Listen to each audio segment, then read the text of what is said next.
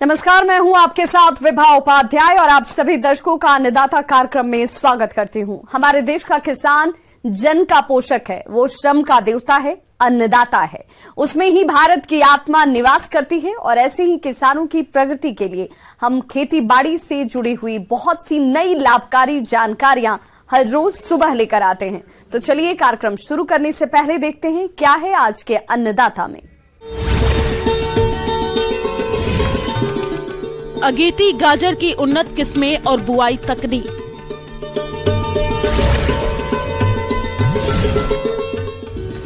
प्याज की फसल में किए जाने वाले जरूरी कार्य।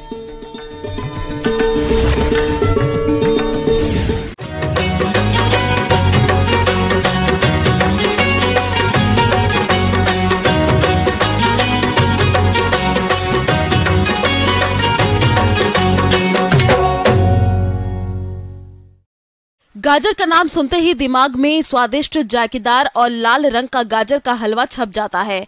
बीटा कैरोटीन और विटामिन जैसे तमाम पोषक तत्वों में भरपूर ये सब्जी सेहत के लिए काफी फायदेमंद है। फिलहाल अभी अगेती गाजर की बुआई का समय चल रहा है, तो इसकी पैदावार लेने के लिए आप गाजर की कौन कौन से किस्मों का चयन करें और बुआई करते समय किन किन पहलुओं को अपनाएं, जानते हैं बिरसा कृषि विश्वविद्यालय जिला रांची के कृषि वैज्ञानिक डॉक्टर एम अंसारी से।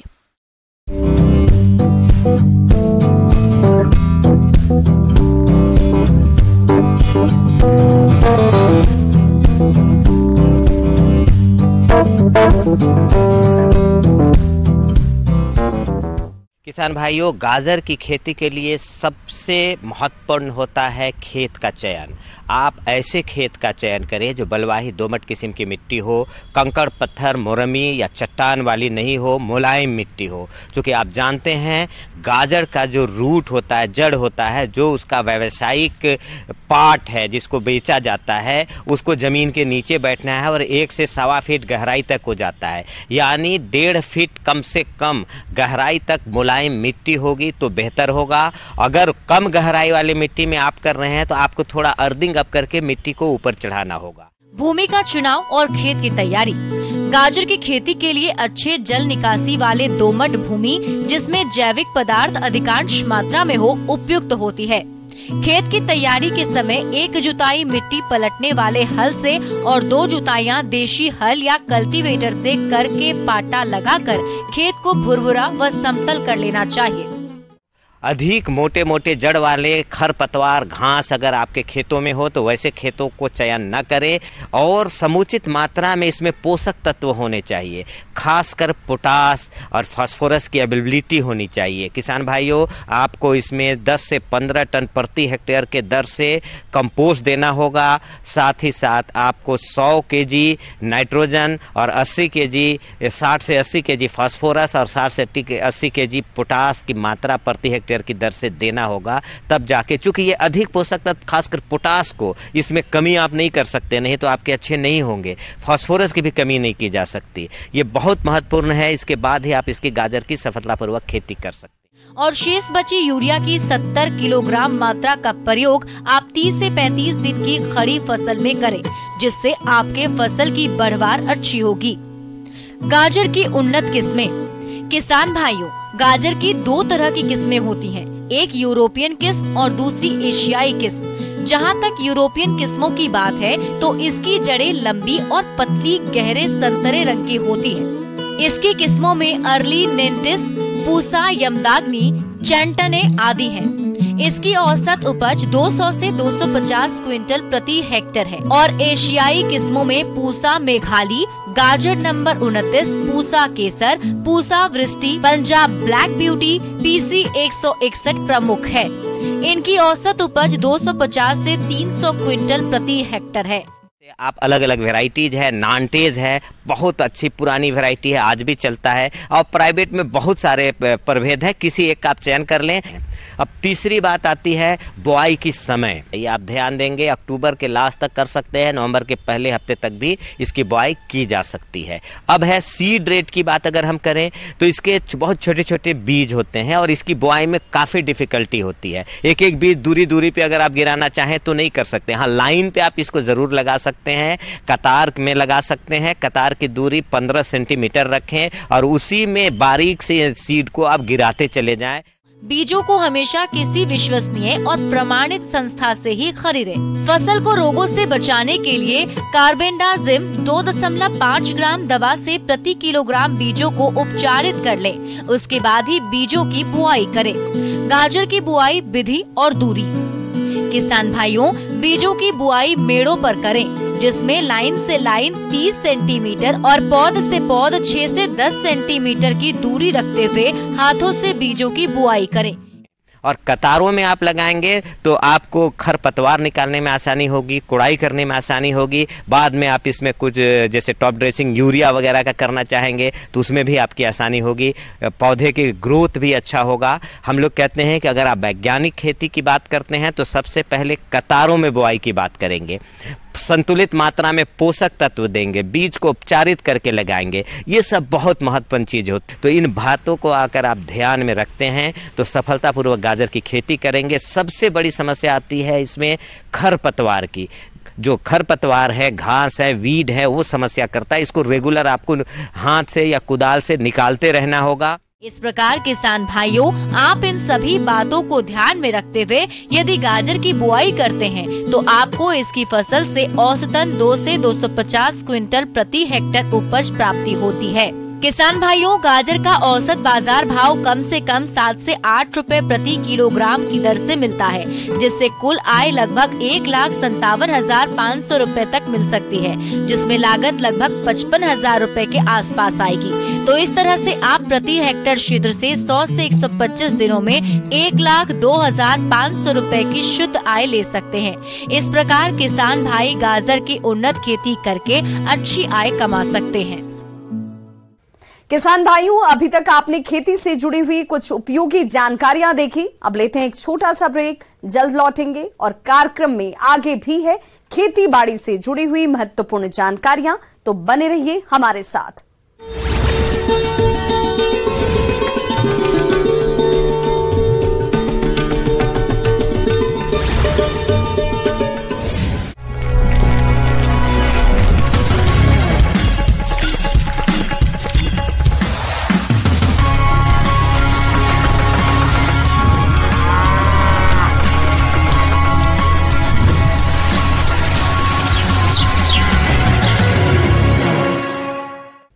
ब्रेक के बाद एक बार सभी दर्शकों का एक बार फिर से अन्नदाता में स्वागत है। चलिए रुक करते हैं अगली कड़ी की ओर।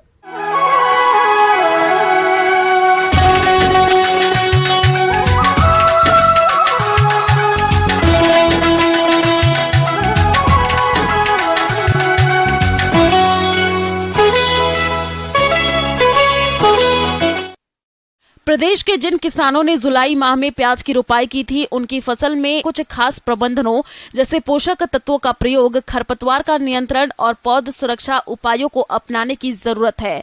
तभी इस फसल की बढ़वार ठीक ढंग से होगी और अच्छा उत्पादन मिलेगा। तो चलिए प्याज की फसल के प्रबंधन के बारे में जानते हैं बिहार कृषि विश्वविद्यालय सबौर भागलपुर के कृषि वैज्ञानिक डॉक्टर विजय कुमार सिंह से।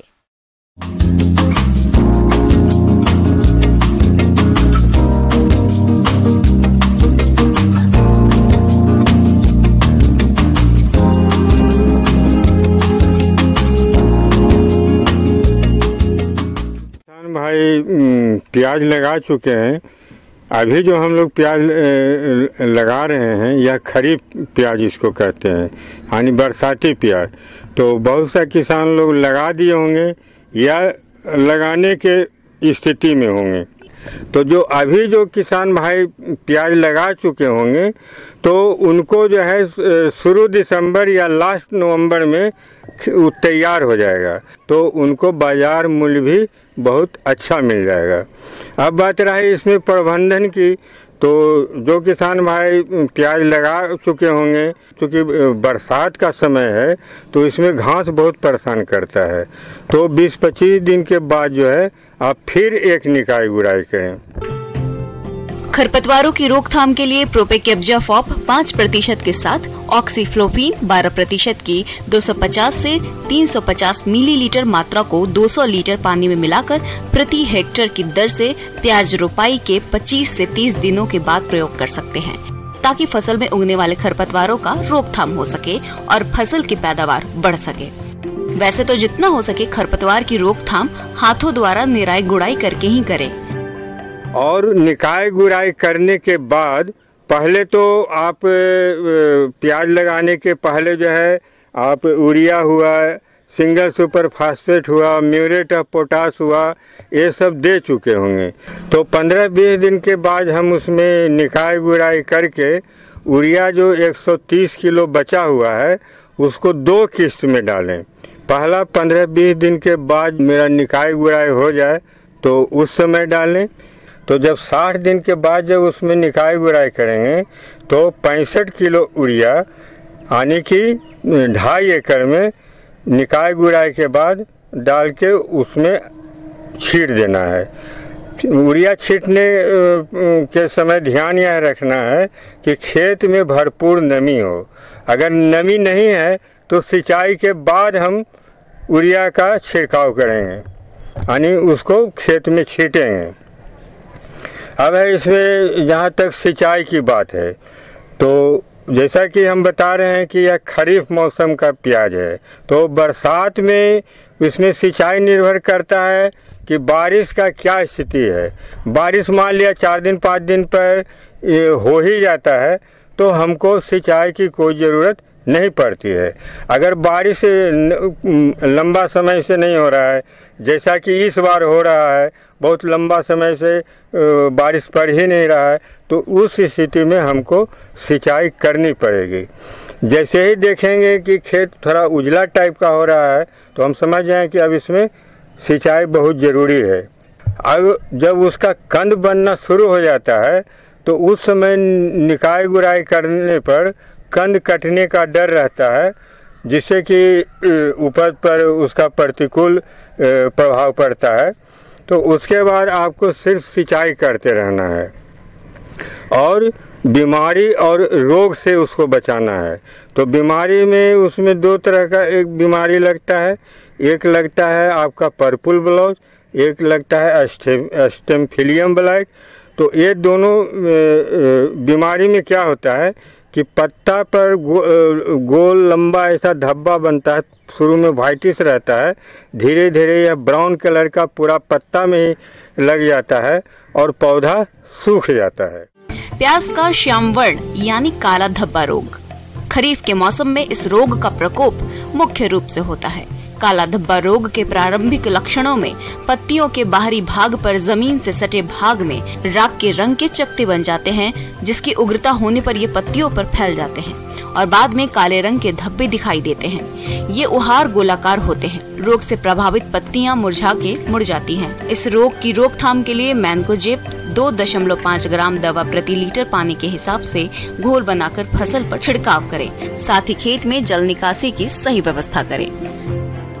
बीमारी में जैसे बताया आपको कि ये पर्पल ब्लॉच लगता है, स्टेमफिलियम ब्लाइट लगता है, तो इसको बचाव के लिए क्या है कि कोई भी फंगिसाइड जैसे बोलते हैं कार्बेंडाजिम बोलते हैं, मैनकोजेब हुआ जो डाइथेनियम 45 के नाम से बाजार में आता है, तो इसका भी 2 से 2.5 ग्राम 1 लीटर पानी में डालकर आपको स्प्रे करना है।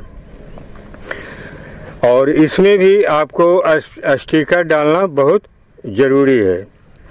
कीड़ा में जो है मेन इसका जो है थ्रिप्स है, वह बहुत ही महीन कीड़ा है, बहुत ही ध्यान से देखने पर पता चलता है, किसी लोग को तो पता भी नहीं चल पाता है। तो यह कीड़ा जो है पत्ता को रस को चूसता है। थ्रिप्स कीट ये एक छोटे आकार का कीट होता है जिसके शिशु और प्रौढ़ दोनों ही पत्तियों से रस चूसते हैं, जिससे पत्तियों पर सफेद धब्बे बन जाते हैं। ये कीट शुरुआती अवस्था में हल्के पीले रंग का होता है, जो बाद में भूरे काले रंग का हो जाता है। इसकी रोकथाम के लिए खेत में पीले और नीले रंग के चिपचिपे प्रपंच लगाएं। खेत को खरपतवारों से मुक्त रखें। रुपाई के बाद फसल पर डाइमिथोएट या इमिडाक्लोप्रिड दवा का 10 से 15 दिन के अंतराल पर छिड़काव करें। तो कीड़ा से बचाव के लिए इमिडाक्लोप्रिड जो है 1 लीटर में आधा ml स्प्रे करना है।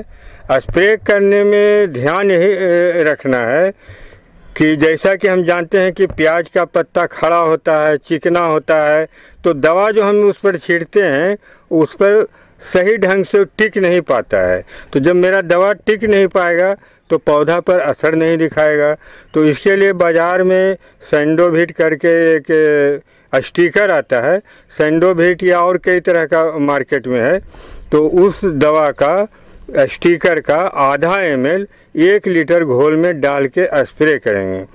ऐसा करने से क्या होगा कि पत्तियों पर दवा ज़्यादा टिकेगा, जिससे हमको वांछित फायदा मिलेगा।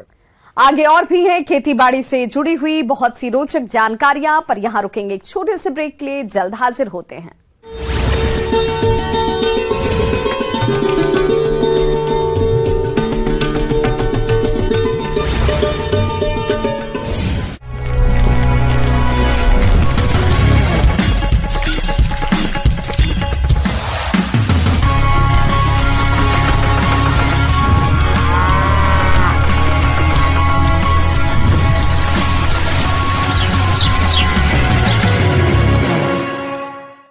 ब्रेक के बाद एक बार फिर से आप सभी दर्शकों का अन्नदाता कार्यक्रम में स्वागत है। बढ़ते हैं अपनी अगली प्रस्तुति की ओर।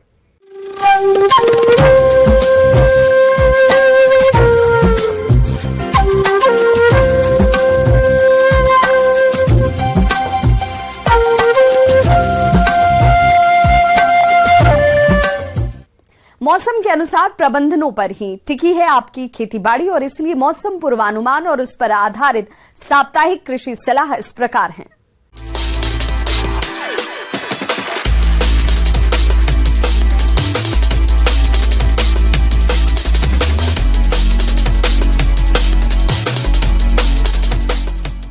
कृषि विज्ञान केंद्र, ग्राम निर्माण मंडल, सर्वोदय आश्रम, सुखोदेवरा, नवादा द्वारा भेजे गए मौसम पूर्वानुमान रिपोर्ट के आधार पर सलाह दी जाती है कि वर्षा के मौसम में खरपतवारों की वृद्धि अधिक होती है। अतः सभी खड़ी फसलों में खरपतवार नियंत्रण के लिए निराई गुड़ाई का कार्य शीघ्र करें। इस समय धान की फसल मुख्यतः वानस्पतिक वृद्धि की स्थिति में है, अतः फसल में कीटों की निगरानी करते रहें। तना छेदक कीट की निगरानी के लिए फेरोमोन ट्रैप 3 से 4 प्रति एकड़ लगाएं।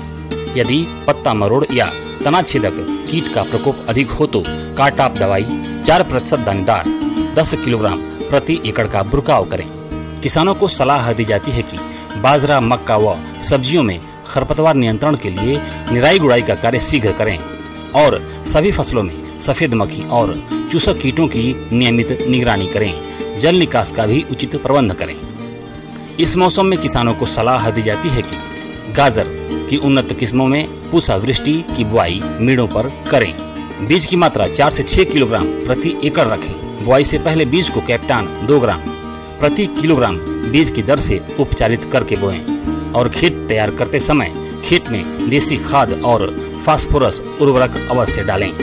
भिंडी, मिर्च और बेल वाली फसलों में माइट, जैसिड और हॉपर की निरंतर निगरानी करते रहें। अधिक माइट पाए जाने पर फासमाइट 1.5 से 2 मिलीलीटर प्रति लीटर पानी की दर से घोल बनाकर छिड़काव मौसम साफ होने पर करें। कद्दू वर्गीय सब्जियों में कीटों और बीमारियों की निरंतर निगरानी करते रहें। फल मक्खी से प्रभावित फलों को तोड़कर गहरे गड्ढे में दबा दें। फल मक्खी से बचाव के लिए खेत में विभिन्न जगहों पर गुड़ या चीनी के साथ कीटनाशी का घोल बनाकर छोटे कप या किसी और बर्तन में रख दें ताकि फल मक्खी का नियंत्रण हो सके। मौसम को देखते हुए बकरियों को कृमिनाशक दवाई फेनबेंडाजोल 150 mg का प्रयोग खिलाने में करें। प्रतिदिन बकरी को 5 ग्राम नमक और 10 ग्राम खनिज लवण खिलाएं। दुधारू पशुओं को दाना मिश्रण के रूप में भूसा, चोकर, खली, नमक, हरे एवं शुष्क चारे का मिश्रण और मिनरल मिश्रण दें। पशुपालक अपने पशुओं को बारिश की जल जमाव से बचाएं। इस समय पशुओं में खुरपका, मुंहपका रोग तथा कृमि के संक्रमण की संभावना बढ़ जाती है। अतः इनसे बचाव के लिए पशुपालक पशु चिकित्सक की सलाह से टीका और कृमिनाशक दवा का प्रयोग करें।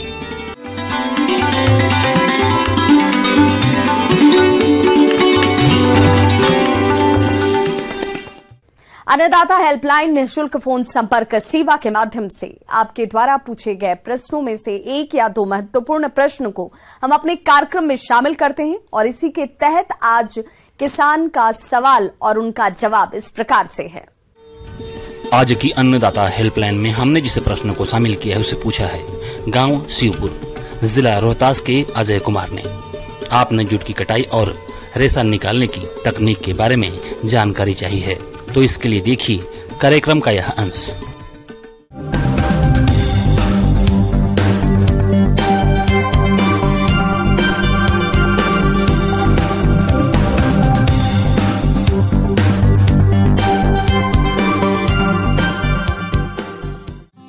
जूट की खेती व्यापारिक इस्तेमाल के लिए नकदी फसल के रूप में की जाती है। जूट का पौधा रेशेदार पौधा होता है जिसे पटसन के नाम से भी जाना जाता है। इसके पौधे की लंबाई 6 से 10 फीट तक पाई जाती है और इसके पौधे को सड़ाकर इसके रेशे तैयार किए जाते हैं, जिनसे कई चीजें बनाई जाती हैं। इसके रेशों का इस्तेमाल बोरे, दरी, टाट, तंबू, तिरपाल, रस्सियां, कपड़े और कागज इत्यादि बनाने में भी किया जाता है। जूट की फसल से अच्छी आमदनी हो, इसके लिए फसल की कटाई से लेकर रेशा निकालने तक काफी ध्यान देने की जरूरत है, क्योंकि रेशों की क्वालिटी पर ही इसका दाम निर्भर करता है। फिलहाल जूट की फसल कटाई योग्य हो गई है और कई किसान कटाई के काम में जुट गए। जैसा कि ये जूट का जो फसल है ये लगभग 120 से 150 दिनों का होता है। जिन किसान भाइयों में ने मार्च अप्रैल में जो अपना जूट का फसल लगा रखी होगी, उनका जो है जूट का फसल जो है अभी कटाई के कगार पे होगा। इसमें जो है फूल बनने के पूर्व से लेके फली बनने की अवस्था तक जो है इसकी कटाई कर सकते हैं। आमतौर पर जूट की फसल बुआई के 120 से 130 दिन यानी लगभग 4 महीने में परिपक्व हो जाती है। ये अवधि किस्मों पर भी निर्भर करती है। पाट के पौधों में जब फूल आने लगे या कलियां बनने लगे तब फसल की कटाई करना उचित रहता है। जब पौधों के तनों में खुरदुरापन आने लगे और तनों का रंग हल्का भूरा होने लगे तब ये समझना चाहिए कि फसल कटाई के योग्य हो गई है। कटाई के दौरान कुछ सावधानी को बरतना भी जरूरी है, जिनमें प्रमुख है कटाई के लिए उपयुक्त औजार का प्रयोग। आमतौर पर किसान पौधों की कटाई किसी भी औजार से करते हैं, लेकिन कटाई के लिए हमेशा तेज धार वाले हंसिये का प्रयोग करना चाहिए और पौधे की कटाई तने को थोड़ा तिरछा लेकर करनी चाहिए। तने की तिरछी कटाई करने से पौधों के सड़ने में मदद होती है। इसमें जो है सो कटाई के लिए भूमि की सतह से जो है जूट के जो फसल को काट लिया जाता है। इसके बाद जो है इसको 2 से 3 दिन जो है सो खेत में जो है सो सुखा दिया जाता है ताकि इसके जो पत्तियां हैं वो झड़ जाए। उसके बाद जो है सो हम लोग इसमें जो है सो रैटूनिंग की प्रक्रिया जो शुरू करते हैं। इससे जो है सो इसमें जो है सो जूट से जो है फाइबर का जो एक्सट्रैक्शन होता है रेशा का, इसको हम लोग रैटूनिंग कहते हैं। इसकी प्रक्रिया को जो है हम लोग शुरू करते हैं। उचित टाइम पर कटाई करने के बाद इसके पौधों की छटाई की जाती है। छटाई के दौरान असमान लंबाई वाले पौधों को अलग करके उनके अलग अलग बंडल बनाकर तैयार कर लिए जाते हैं। उसके बाद इन बंडलों को 2 से 3 दिन तक खेत में पत्तियों के सूखने तक छोड़ दिया जाता है। पत्तियों के सूखने के बाद उन्हें झाड़ दिया जाता है। तनों के बंडलों का पेड़ या बांस के सहारे खड़ा करके सुखाना चाहिए। जूट की पौधों की कटाई के बाद उन्हें सड़ाकर रेशे निकालने के लिए तैयार किया जाता है। इसके फसल को किसी अच्छे पानी वाले तालाब पर ले जाते हैं। ध्यान रखें कि जिस जल स्रोत का चयन करें उसकी गहराई लगभग 1 मीटर होनी चाहिए। पानी में पौधों को सड़ाने के लिए इस प्रकार डालें कि वो पानी की मध्य सतह पर रहे। पौधों को दबाने के लिए अक्सर मिट्टी या केले पौधों का इस्तेमाल करते हैं। इससे पाट के रेशों में दाग बन जाते हैं। जब पाट के पौधों को सड़ाने के लिए तालाब में डालते हैं तब उस पर क्राइजब सोना नामक जीवाणु का छिड़काव कर देना चाहिए। ये पौधों को सड़ाने में काफी मदद करता है। तो जूट से पौधे से जो रेशा अलग करने की प्रक्रिया है ये बेसिकली जो है सो जल और जीवाणु दोनों पे आधारित है। इसके लिए जो तापमान जो है सो इसमें बहुत आवश्यक होता है। इसमें 25 से 30 डिग्री टेम्परेचर जो है इसके लिए जो है सो आवश्यकता होता है। हम लोग जो है सो जूट के जो बंधे हुए गठरों को जो है पानी में 15 दिनों तक जो है इसको डुबा के रखते हैं। पानी में बंडलों को 20 से 25 दिन तक डुबोने के बाद उन्हें बाहर निकालें। इसके बाद इन सड़े हुए पौधों से रेशों को निकालकर उन्हें बहते हुए पानी में धोकर साफ कर लें। रेशों को साफ करने के बाद उन्हें किसी लकड़ी पर 3 से 4 दिन तक तेज धूप में सुखाते रहें। तेज धूप में रेशों को सुखाने के दौरान उन्हें बार बार उलटते पलटते भी रहें, ताकि रेशे अच्छे से सूख जाएं और उनमें नमी की मात्रा ज्यादा न रहे। एक मजदूर जो है 8 घंटे में लगभग 40 से 50 किलो रेशा जो है सो निकाल सकता है। उसके रेशा में जो है सो हम लोग का जो है 6 से 10 फुट तक जो है रेशा जो है इसमें से हम लोग प्राप्त कर सकते हैं। रेशों में नमी की बात करें तो 6 से 10% तक नमी की हो सकती है। इसकी जूट से जो रेशा का उपज है वो लगभग जो है सो प्रभेद पे डिपेंड करता है, लेकिन वो 20 से 25 कुंटल जो है प्रति हेक्टेयर के हिसाब से आ जाता है। और हाई लिंग वैरायटी लेते हैं तो 30 क्विंटल प्रति हेक्टेयर के हिसाब से आ सकता है। इसके रेशों को सुखाने के बाद इन्हें बंडल के रूप में संग्रहित कर लें, क्योंकि ज्यादा टाइम तक बिखरे हुए रेशों में गुणवत्ता की कमी हो जाती है और वो कमजोर हो जाते हैं, जिनका बाजार भाव भी अच्छा नहीं मिलता।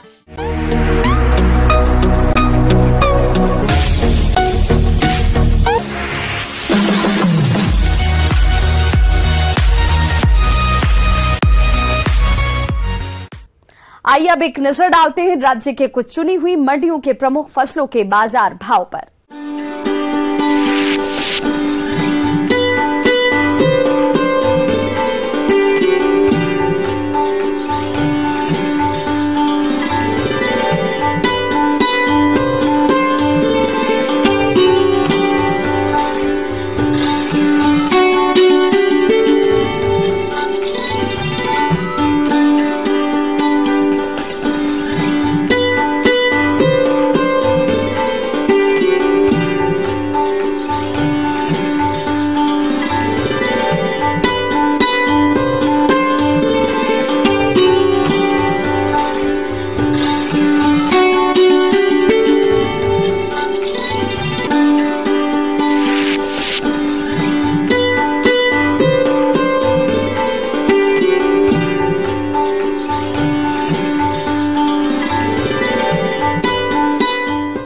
किसान भाइयों, अन्नदाता आपकी सेवा के लिए संकल्परत है। कृषि संबंधित समस्या और सुझावों के लिए आप हमें इस पते पर संपर्क कर सकते हैं। Producer Annadata, news 18 Bihar Jharkhand, Ramoji film city Hyderabad 501512। साथ ही आप हमें ईमेल भी कर सकते हैं। हमारा ईमेल एड्रेस है p18annadatabihar@nw18.com। इसके अतिरिक्त आप हमें निःशुल्क हेल्पलाइन नंबर 180088922163 पर सोमवार से शनिवार सुबह 10 बजे से शाम 4 बजे के बीच संपर्क भी कर सकते हैं। किसान भाइयों, अब समय हो रहा है आपसे विदा लेने का, तो हमारी अन्नदाता टीम को दीजिए इजाजत। कल फिर से होगी आपसे मुलाकात कृषि संबंधित कुछ और महत्वपूर्ण जानकारियों के साथ। नमस्कार।